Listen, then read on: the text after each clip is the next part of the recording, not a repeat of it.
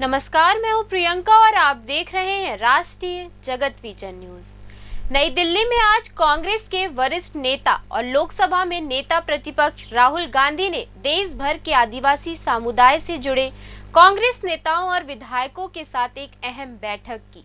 इस बैठक में सामाजिक, राजनीतिक और सांस्कृतिक अधिकारों को लेकर कई महत्वपूर्ण मुद्दों पर चर्चा हुई। कांग्रेस नेता राहुल गांधी ने सोमवार को नई दिल्ली में आदिवासी कांग्रेस के प्रतिनिधियों से मुलाकात की।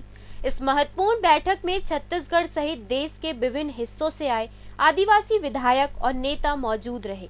बैठक का मुख्य उद्देश्य था आदिवासी समुदाय के सामने खड़े प्रमुख मुद्दों पर विचार विमर्श करना और उनके समाधान के लिए एक संयुक्त रणनीति तैयार करना।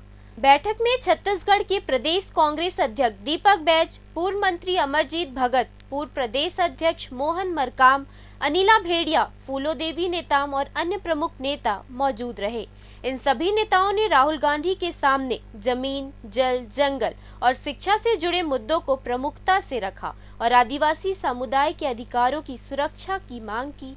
बैठक में आदिवासी कांग्रेस के राष्ट्रीय अध्यक्ष विक्रांत भुरिया भी उपस्थित रहे। सभी नेताओं ने एक स्वर में ये संकल्प लिया कि आने वाले समय में आदिवासी समुदाय के अधिकारों के लिए कांग्रेस एकजुट होकर संघर्ष करेगी। राहुल गांधी की ये पहल आदिवासी समुदाय को पार्टी के साथ और गहराई से जोड़ने की दिशा में एक बड़ा कदम माना जा रहा है। देखना होगा कि आने वाले समय में ये रणनीति किस रूप में जमीन पर उतरती है।